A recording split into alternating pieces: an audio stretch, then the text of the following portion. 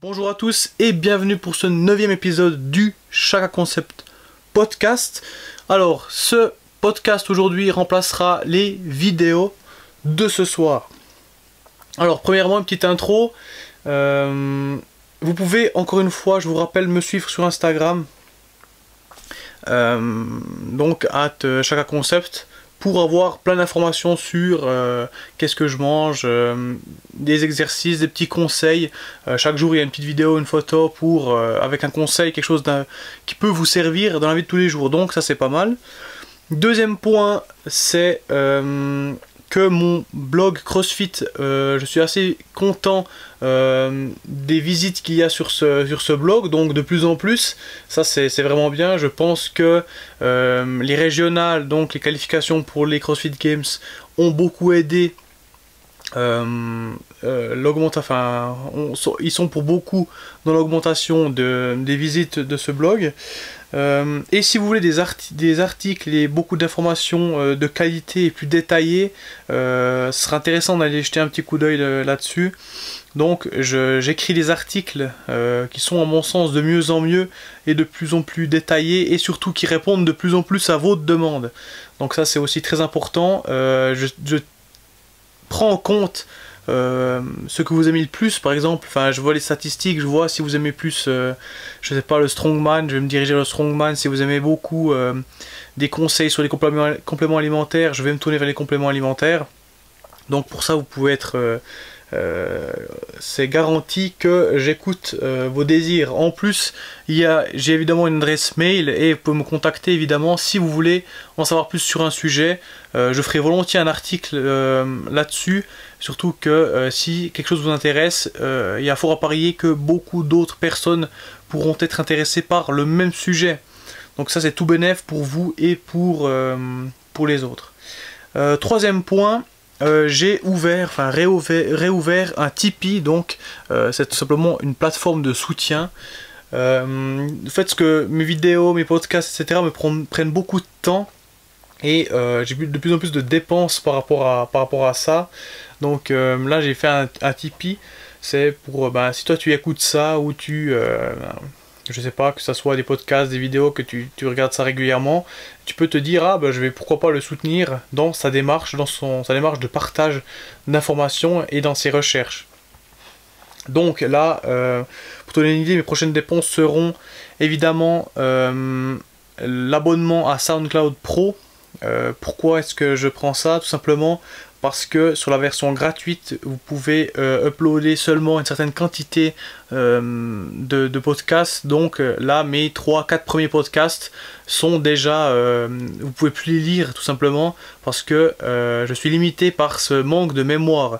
Donc je devrais acheter l'abonnement à SoundCloud Pro qui me coûte, je sais plus, environ 100 €, quelque chose comme ça, 120 €.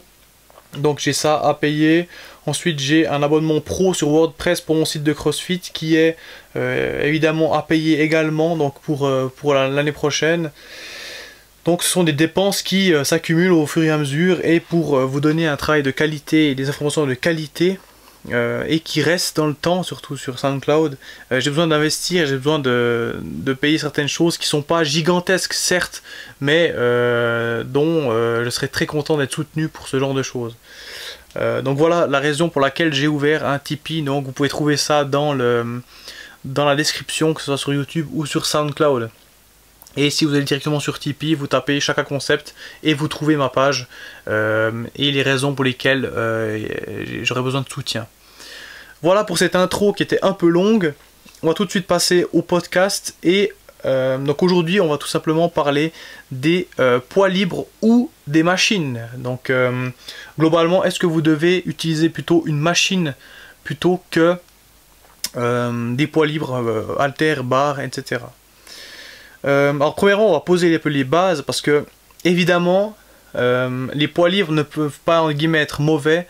Vous pouvez pas avoir une mauvaise haltère. Une haltère c'est une haltère et encore la qualité d'haltère peut varier mais c'est relativement faible.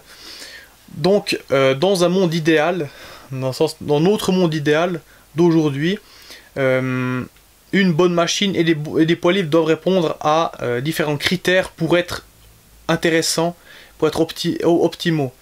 Le premier critère, c'est d'avoir une bonne exécution. Donc si vous faites un mouvement, que ce soit à la machine ou aux haltères ou au poids libre, vous devez avoir une bonne exécution pour cibler le bon muscle, pour ne pas vous blesser, pour plein de raisons, pour avoir un développement optimal du muscle.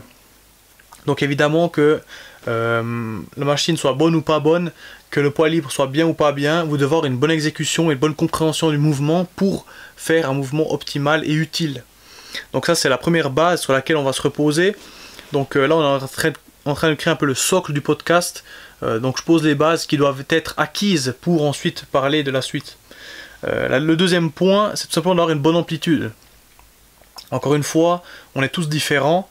On a tous des longueurs musculaires différentes, des longueurs osseuses différentes. C'est pour ça qu'il faut savoir s'analyser et savoir jusqu'où vous pouvez aller dans certains mouvements. Vous l'avez vu dans mes vidéos, j'ai la longue portion de mon biceps qui est court. Ça veut dire que si j'utilise une barre droite pour faire des curls à la barre, lorsque je descends bras tendu, à ce moment-là, mon triceps est très tendu et ça tire sur mon tendon.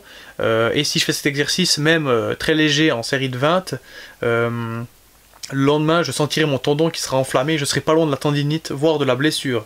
Donc, par rapport à ça, j'adapte mon amplitude. Se dire que si j'utilise une barre droite, ce que je ne fais pas, je ne vais pas aller jusqu'en bas, je vais garder une amplitude qui est adaptée à moi. Peut-être qu'une autre personne qui aura le biceps long ne devra pas avoir une amplitude qui sera plus grande que moi. Ça ne veut pas dire que je triche ou quoi que ce soit, c'est dire que je respecte mon anatomie, je respecte ma génétique entre guillemets. Même chose si vous faites, je sais pas, un développé militaire, suivant la longueur de votre humérus, si vous avez un humérus très long, ben vous ne pourrez pas aller tout en bas du mouvement avec le bras à côté de l'épaule, parce que là votre deltoïde va être surtendu et en montant vous allez encore avoir plus de risques de blessures sur le deltoïde, sur le supraépineux, etc. Donc bref, si vous voulez plus d'infos par rapport à ça, j'ai écrit et fait des vidéos sur autant mon site que YouTube que mon blog CrossFit qui vous permet d'avoir plus d'informations sur cette analyse morpho-anatomique, anatomorphologique, je ne sais pas comment vous l'appelez. Le dernier point qui va constituer ce socle, c'est tout simplement une bonne machine. Toutes les machines ne sont pas égales. Toutes les machines ne sont pas de la même qualité. Encore une fois, lorsqu'on parle de poids libre, globalement, une haltère, des haltères et des barres ne peuvent pas être négatives. Et encore, il y a des points à vérifier, mais globalement, vous avez des haltères, elles sont bien, vous avez un manche, vous avez des poids de chaque côté. Une mauvaise haltère serait peut-être de mettre 5 kg d'un côté, si vous faites les poids vous-même, et 2 de l'autre, ça serait déséquilibré et pas optimal. Mais je pense pas que ça doit se voir souvent, quoique, aujourd'hui on voit de tout, mais peu importe. Donc on va dire que tous les poids libres sont de bonne qualité et toutes les machines le sont également. Toutes les machines, encore une fois je le répète, ne sont pas bonnes. Et là on va sortir l'astuce de Michael Gundil. Si vous ne le connaissez pas, allez regarder ce qu'il fait sur YouTube et acheter ses livres. Donc vous tapez sur Amazon Michael Gundil, vous trouverez beaucoup d'informations. Il dit que une mauvaise machine peut devenir un peu mieux si on la fait en unilatéral. Donc pensez à ça. Si vous êtes sur une machine, elle vous donne des douleurs et vous sentez qu'il y a un problème, essayez de la faire en unilatéral, ça pourrait vous sauver la mise. Donc voilà pour ces bases. Ensuite, on va évidemment comparer les machines au poids libre. Ce serait mieux de faire l'un ou l'autre. Enfin, du coup, quelles sont les propriétés de chacun? Alors, premièrement, dans les machines, si une machine, encore une fois, là, on va parier sur une machine de qualité. On va pas parler de la machine qui est toute mal faite. On va pas parler de la copie chinoise qui est vraiment mal faite. Donc, sur les machines, la résistance est accordée aux muscles. Vous savez que votre muscle ne développe pas une force constante. Si on prend un curl aux haltères pour le biceps, debout on va dire, lorsque vous êtes en bas du mouvement, donc le poids en bas, votre biceps va être très tendu. Donc lorsque ce biceps est tendu, il ne pourra pas développer sa force maximale, il aura peu de force. C'est comme si vous teniez la main à quelqu'un et puis que vous le tenez que du bout des doigts. C'est un peu ça la métaphore par rapport à la situation du biceps. Donc si vous surchargez à ce moment-là, ça sera pas optimal, ça sera plus dangereux qu'autre chose. Donc une machine doit avoir une résistance qui est plus faible au départ. Ensuite, plus vous montez votre haltère, plus vous aurez de force. La force maximale possible développée par le biceps est lorsque votre bras est à 90 degrés. Donc à ce moment-là, c'est là où les fibres musculaires ont le plus d'accroche les unes sur les autres et donc le plus de force peut être développée par ce muscle. Encore une fois, si la machine est bien faite, elle va augmenter petit à petit la résistance. Donc elle est faible au départ et elle va augmenter de petit à petit jusqu'à ce que votre biceps soit à 90 degrés. Ensuite, le muscle perd de sa force, donc vous aurez moins de force après les 90 degrés, donc au-delà de 90 degrés. Et encore une fois, une machine, si elle est bien faite, respecte cette courbe du développement de la force d'un muscle. Donc chaque muscle, donc que ce soit le biceps, triceps, etc., a une courbe différente. Sur les machines, l'objet, comment on va dire ça, la partie de la machine qui permet de faire ça s'appelle la cam. C'est une espèce de disque plus ou moins rond, enfin globalement c'est comme une poulie, sauf que votre poulie où le câble passe dessous, la bande passe dessus, et votre poulie a une forme qui n'est pas ronde.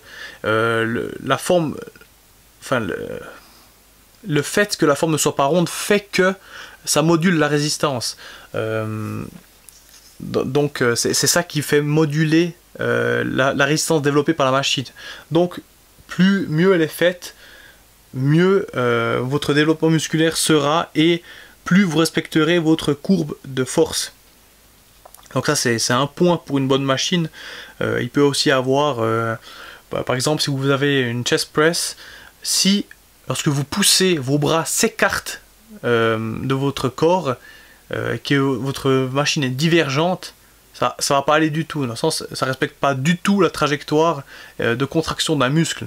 Vous savez bien que les pecs se contractent, au développé couché, si vous êtes aux haltères, vous avez tendance à rapprocher les poids les uns des autres, à avoir l'humérus qui part en direction du corps et non pas dans l'eau, et non pas qui ne s'écarte du corps. Donc ça c'est un autre problème. Mais on est dans un monde idéal où les machines sont bien faites. Donc l'avantage d'une machine est que la résistance suit la courbe de développement de la force d'un muscle. Donc mon exemple du biceps. Ça c'est un avantage. Les poids à l'opposé n'ont pas cette comment dire, cette propriété, vu que évidemment lorsque vous faites votre curl aux haltères, vous aurez, et quoique c'est encore un bon exemple, vous aurez une force maximum développée à 90 degrés, ça c'est bien, mais ensuite lorsque vous montez l'haltère au-dessus de 90 degrés, vous aurez de moins en moins de force et le poids, suivant la gravité, n'aura pas autant d'impact qu'il ne l'aurait lorsque vous êtes à 90 degrés. Donc pour cela, le poids est une résistance continue et qui n'est pas modulée par une cam qui permet de changer cette force. Donc ça c'est le premier point positif entre guillemets pour la machine. Donc ça c'est bien. Le deuxième point positif est que on peut vraiment faire de l'isolation sur une machine. Avec des poids libres, encore une fois, si vous faites des curls, évidemment, vous pouvez bien l'isoler, mais une bonne machine vous met dans une situation idéale, normalement, pour le développement de certains muscles. Vous pouvez avoir des trajectoires qui sont totalement différentes des poids libres et des barres. Je ne sais pas si vous voulez une machine pour les fessiers, où vous poussez le pied en arrière, vous voyez, c'est comme vous êtes à quatre pattes et vous levez le pied en l'air, enfin ces exercices que les femmes adorent. C'est difficile de faire cet exercice avec des poids libres, à moins d'avoir des non, c'est impossible de la faire avec des poids libres, à moins d'avoir ouais, un sac de sable autour de la cheville. Ça, ce serait pas mal. Toutefois, là, les machines font très fort et permettent vraiment de suivre ce trajet du fessier et pour permettre une contraction idéale de ce muscle. Donc sur ce point-là, la machine évidemment l'emporte, vu que évidemment on a réfléchi relativement longtemps pour réussir à faire des machines de qualité et on comprend facilement l'anatomie et la trajectoire de contraction et la fonction du muscle. Donc on peut l'imiter en créant une machine idéale pour cette contraction. Une petite parenthèse par rapport aux machines. Une machine doit être créée par le fabricant pour répondre à la demande du plus grand nombre. Donc votre machine doit être adaptée autant pour la femme d'1m40 que pour l'homme de 2m10. Donc à ce moment-là, c'est clair que ça devient compliqué d'avoir une machine qui est adaptée à soi. C'est un peu la problématique. Et ça me fait rebondir sur comment dire, sur les poids libres. Donc là, les poids libres ont cet avantage, c'est qu'ils sont adaptés à tous. C'est que tout le monde peut adapter un exercice par rapport à soi. Au contraire, une machine aura une amplitude maximale et une amplitude minimale à avoir, et elle répondra peut-être aux personnes entre 1,60 et 2 mètres, mais ceux qui sont au-delà de cette de grandeur, donc ceux qui font 2m10 et ceux qui font 1m30, ne pourront pas bénéficier des mêmes effets, des effets positifs de la machine. Car la machine doit, encore une fois, répondre à la demande du plus grand nombre et non pas d'une personne spécifique.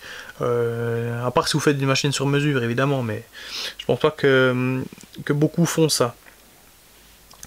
Donc, l'avantage des poids libres, à l'inverse, c'est que ce sont des mouvements, ils permettent des mouvements qui se rapprochent plus de la réalité. Donc effectivement, la résistance n'est pas modulée en fonction de la force développée par le muscle. Toutefois, dans la réalité, dans la nature, ou je ne sais où, lorsque vous faites un déménagement et que vous portez un carton, votre charge n'est pas réglée par rapport à la force développée par votre muscle, évidemment. C'est un peu la faille dans laquelle s'engouffre le CrossFit, dans cette méthode naturelle, dans le fait de s'infiltrer, de recréer des mouvements dans la réalité, je sais pas, grimper à la corde, je sais pas, porter certains objets, etc. Donc le CrossFit s'est un peu engouffré dans ce fonctionnel, dans ce on va mimer la réalité, etc. Donc effectivement les poids libres se rapprochent de cette idée et évidemment sont employés en CrossFit. Toutefois, non, il n'y a pas de toutefois, je sais pas pourquoi j'allais dire toutefois. Donc évidemment, les personnes qui seront dans le style fonctionnel, qui seront dans le mode fonctionnel, ne vont évidemment pas aimer les machines, vont plutôt se tourner vers les poids libres, qui permettent certes une grande quantité de mouvements, et puis surtout, ça me permettra d'arriver sur le deuxième point, ils sont pratiques. Si vous voulez faire de la musculation à la maison, achetez un banc développé couché qui permet de monter très haut les fixations pour pouvoir faire des squats, une barre, des haltères et des poids, et vous avez 90%, vous pouvez faire 90% des exercices possibles en musculation globalement. Donc ça c'est l'idéal, il ne reste plus qu'une barre de traction et vous êtes au top. Donc ça c'est le deuxième point, c'est pratique. C'est très pratique et vous pouvez faire une grande variété de mouvements avec. Troisièmement, les mouvements au poids libre vont vous apporter plus de coordination, vont demander plus de coordination et demander plus de stabilisation de la part de muscles stabilisateurs et d'autres muscles. Donc ça me permet aussi d'arriver sur mon quatrième point qui est le fait que ça touche plus de muscles. Si vous faites de la presse pour les jambes, vous allez globalement ne pas être instable, vous allez être très stable dans un rail, ça va aller tout droit devant, derrière, mais pas sur le côté. Vos muscles de vos jambes pourront presser dans un axe droit et il n'y aura pas de contrainte latérale. A l'inverse, si vous faites un squat, donc à la barre, vous aurez votre barre sous le dos, il faudra stabiliser devant, derrière, le côté, il faudra stabiliser en 3 dimensions. Vous vous baissez, le poids, vous devez stabiliser ce poids, même si c'est une barre, vous pouvez tomber en avant, tomber sur le côté, tomber sur le côté en avant, vous pouvez relativement tomber, donc vos muscles des cuisses, enfin globalement de tout le corps, en plus vous portez la charge sur le dos, donc vos lombaires sont sollicités, vos trapèzes sont sollicités, vos pecs sont sollicités, etc. Donc il y a beaucoup plus de muscles qui participent au mouvement. Encore une fois, ça mime plus la réalité. Dans la réalité, si encore une fois, si vous êtes, je sais pas, bûcheron ou les hommes des cavernes qui portaient un tronc, n'avaient pas une machine pour porter un tronc, c'est dérisoire. Une machine ne mime pas la réalité, on va dire ça comme ça. Une machine permet le développement d'un muscle via son isolation, via son développement optimal. Mais un muscle... bref, je vais pas partir dans ce sujet parce que je vais en parler après. On va revenir sur l'avantage des poids libres avec la coordination. Vous devrez être coordonné pour faire des exercices. Typiquement, squat soulevé de terre, il y a une flexion de hanche, une flexion de genou, les bras sont tendus, le buste est droit, dans le sens où votre cerveau devra faire des connexions nerveuses et vous devrez avoir un apprentissage moteur du mouvement. Un squat ne s'apprend pas en une minute, on vous met pas une barre sur le dos et on va dire vas-y squat et votre squat est parfait. Non, vous devrez apprendre à votre corps à contracter les bons muscles, à plier les bonnes articulations au bon moment, etc. Donc ça sera un peu plus complexe et vous aurez un peu plus de bénéfices. Donc globalement, enfin c'est très global ce que je fais, je rentre pas du tout dans la spécificité de la chose. On pourrait aller plus loin, on pourrait parler de différentes machines, des machines sont mieux que d'autres, etc.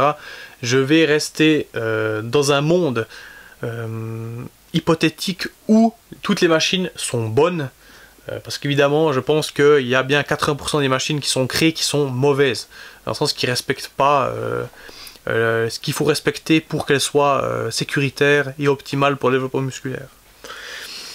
Donc ensuite, on va mettre en application cette... qu'est-ce qu'il faudrait choisir, les poids libres ou les machines? Globalement, évidemment, je ne vais pas vous donner une réponse parce que ça dépend de la situation de chacun. Donc, pour ça, on va un peu passer en revue certains objectifs qui privilégieraient plus les poids libres ou les machines. Le premier objectif, c'est le bodybuilding. Bodybuilding, donc on entend qu'est-ce que les pros en bodybuilding, donc qu'est-ce que...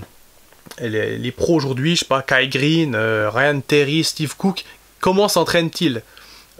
Comment font-ils pour avoir un développement le plus rentable, dans le sens où ils sont beaucoup, enfin ils sont à 99% sur l'esthétisme, donc paraître le plus beau possible, le plus harmonieux possible, le plus symétrique possible, avec un muscle le plus volumineux possible, avec une qualité musculaire, etc.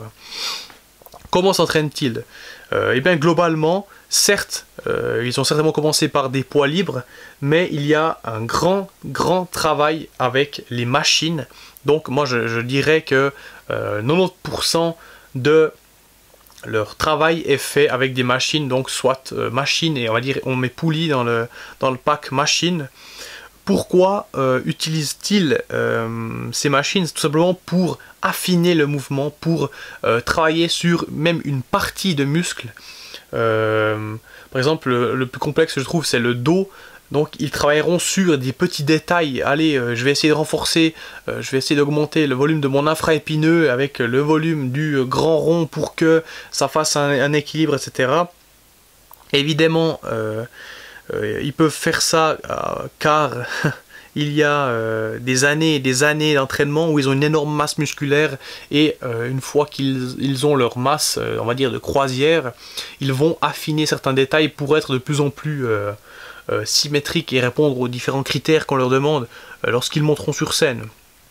Deuxième point, la chimie, on va dire ça comme ça, joue un grand rôle dans le bodybuilding et ce qui permet le développement de certaines parties musculaires que l'on n'arriverait pas. Typiquement, si vous ne prenez pas de stéroïdes ou d'hormones de croissance, il y aura des parties qui seront difficiles à muscler, à part si c'est un avantage génétique, dans le sens le haut de pec, l'infraépineux, l'arrière d'épaule, sont des muscles relativement difficiles à développer, et si votre infraépineux ou votre arrière d'épaule est gigantesque, ou votre haut de pec est gigantesque alors que vous n'êtes pas fait pour les pecs, évidemment ce n'est pas un travail acharné qui va régler ça. Donc, mais peu importe, on sait que le dopage fait partie intégrante de ce sport, et pour moi c'est tout à fait ok, tant qu'il y a une honnêteté, et bref, ce n'est pas le sujet du podcast. Donc, bodybuilding, 90% de machines pour affiner le mouvement, pour travailler précisément sur certaines parties d'un muscle. Et évidemment, les machines sont, entre guillemets, parfaites pour ça, pour isoler le muscle. Et évidemment, ces bodybuilders savent s'entraîner, savent comment contracter leurs muscles, et ils se connaissent parfaitement la plupart du temps. La deuxième situation pourrait être la remise en forme. Je veux me remettre en forme, j'arrive dans un fitness. Est-ce que je dois choisir les machines ou, comment dire, ou les poids libres? Alors là, il y a deux visions différentes. Il y a la vision sécuritaire et la vision un peu plus old school, on va dire. La vision sécuritaire, c'est tout simplement de mettre des personnes, ces débutants, sur des machines pour qu'ils ne se blessent pas, pour que leur mouvement soit guidé et qu'ils ne puissent pas faire n'importe quoi, entre guillemets. Donc ça, c'est beaucoup de fitness utilisent cette technique pour un peu limiter les blessures des adhérents, pas que la personne qui commence à s'entraîner dans un nouveau fitness fasse du développé couché, au bout de 2 semaines, et bien, tout à coup elle surcharge et elle reste coincée sur la barre et elle porte plainte contre le fitness. Donc ça peut se comprendre que certaines personnes aiment mettre certaines personnes sur des machines. Après, si vous êtes en pleine forme, à mon avis, on peut faire la méthode old school, entre guillemets, ou efficace, comme vous voulez, qui dit que, ben, évidemment, vous ferez des exercices polyarticulaires, comme je vous l'ai dit dans le podcast, l'évolution de l'entraînement, exercices polyarticulaires, la plupart du temps au poids libre, pour que beaucoup de muscles soient sollicités, pour que votre coordination soit sollicitée, pour qu'il y ait un bon apprentissage moteur de ces mouvements, et que vous appreniez à contracter, ressentir différents muscles sur différents mouvements. Donc, là, je dirais qu'il y a deux approches, une qui privilégie les machines, une les poids libres. Si on parle de, comment dire ça, de progression optimale, à mon avis, pour une personne qui n'a pas de problème, on se dirigera beaucoup sur des poids libres. Poids libres et poulies, donc on va dire, pour la remise en forme, si vous voulez faire ça de manière optimale, poids libre, poulies à 95%. Troisième objectif, c'est tout simplement de faire du fitness en complément d'un autre sport. Je fais du foot, je fais du hockey, je fais du rugby ou je ne sais quoi, et je veux faire du fitness pour complémenter, pour muscler telle partie, je ne sais quoi. Là, s'il faut un développement musculaire spécifique, évidemment, on se tournera vers l'isolation. En fait, beaucoup de sports font de l'isolation en plus de ce sport. Typiquement même, je parle avant du crossfit, comme quoi ils cherchaient le fonctionnel, l'utile, etc. Mais beaucoup de crossfitters font, entre guillemets, du fitness, font de l'isolation, parce que c'est tout simplement le meilleur moyen de développer un muscle, de cibler le développement d'un seul muscle.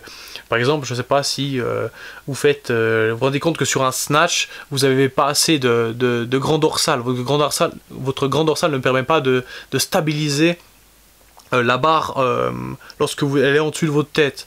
Tout simplement, vous allez faire vous allez isoler le grand dorsal en faisant des pull-over, en utilisant une poulie pour faire des lat pull-down, je ne sais quel exercice. Donc pour cela, il sera évidemment très intéressant de pouvoir utiliser des machines.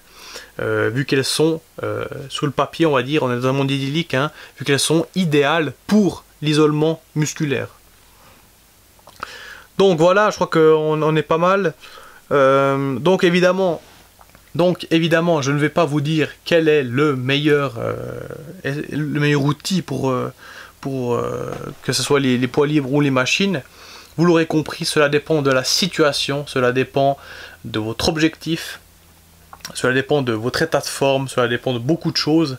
Tout ce que je peux dire, c'est que les machines ont des avantages et les poids libres en ont également.